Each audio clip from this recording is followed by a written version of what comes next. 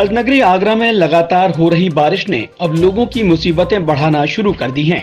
जी हां, शहर के निचले और स्लम इलाके नहीं बल्कि पॉश कॉलोनियों की हालत भी बद से बदतर हो गई है।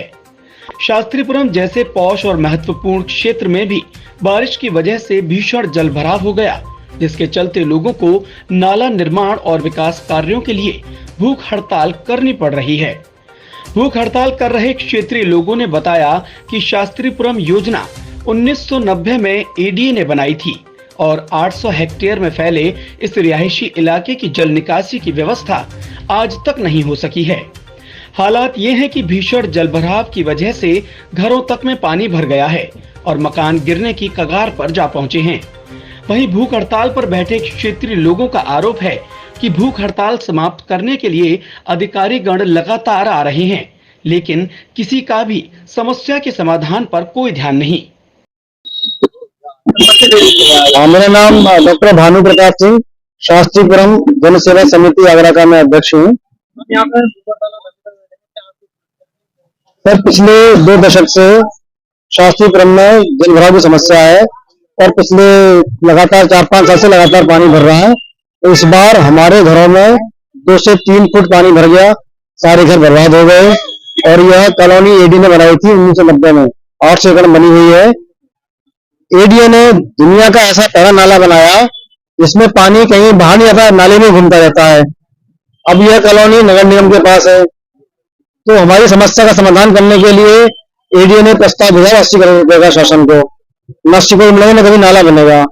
तो हमने नगर निगम से आग्रह किया है कि आप एक कच्चा नाला खुदवा दें ताकि कम से कम हमारे सबके घरों में पानी ना भरे। तो हम लोग पिछले 3 दिन से धरने बैठे हुए हैं और नगर निगम के अधिकारी यहाँ पर आने वाले हैं।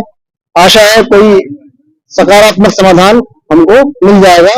और फिलहाल तो स्थिति ऐसी, हम लोग यहाँ से अपने अपने घर बेचने को, यहाँ से जाने को मजबूर है। घर बेचे घर जाए, अपने कहीं और रहना बनाए। और आशा है अगर नगर निगम ने सकारात्मक रुख अपनाया तो हमको अपने घर नहीं बेचने पड़ेंगे, हम यहीं पर रहना चाहेंगे। मैं डॉक्टर लाखन सिंह, सचिव जन सेवा समिति। ये मानव जीवन की मूलभूत आवश्यकता के लिए मांग है, राजनीतिक धरना नहीं है। पिछले 3 दिनों में 5 अधिकारी यहाँ दौरा करके भिन्न भिन्न बातें आश्वासन दिए, सिर्फ धरना हटाने के लिए, ना कि समाधान देने के लिए। अब भी सूचना मिली है कि वो कुछ ही समय में पहुंच रहे हैं और हमारी ना राजनीतिक हड़ताल है, ना कोई विरोध है, ना किसी को रोड को अवरुद्ध कर रहे हैं। सब बुद्धिजीवी हैं, क्लास 1 और क्लास 2 अधिकारी, रिटायर और वर्तमान के कर्मचारी यहाँ बैठे हुए।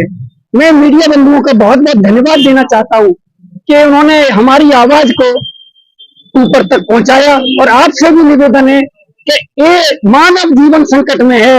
850 हेक्टेयर की आबादी जो सरकारी वाजपेयी जी जो उद्घाटन किए थे, वो कॉलोनी डूब रही है। 14 मकान गिर चुके हैं। 3 दिन से धरना चल रहा है। 15 तारीख को सुबह 10 बजे धरना प्रारंभ हुआ है और अभी भी जारी है। इंतजार है कोई सकारात्मक हल निकले। धन्यवाद। हाँ, मेरा नाम देवेंद्र सिंह परमार है। मैं यहाँ जन सेवा समिति का कोषाध्यक्ष हूँ। ये धरना हमारा तीसरा दिन है आज। पहले दिन से दूसरे दिन अच्छा था, दूसरे दिन से तीसरे दिन अच्छा है। और अगर नगर निगम वालों की इच्छा है कि और बड़ा हो तो ये और बड़ा भी हो जाएगा, उसकी वो चिंता न करें। अगर ये चाहते हैं कि धरना समाप्त हो जाए तो सकारात्मक रूप से, जिस तरह से शांति व्यवस्था बनाए हुए हमारे बुद्धिजीवी लोग बैठे हैं जो कोई भी अभद्रता नहीं करना चाहते, अभद्रता के लिए हमें मजबूर न करें और एक सकारात्मक हमें तथ्य ला करके दें कि हाँ साहब आपकी समस्या का निदान ये और हम कर रहे हैं उसको।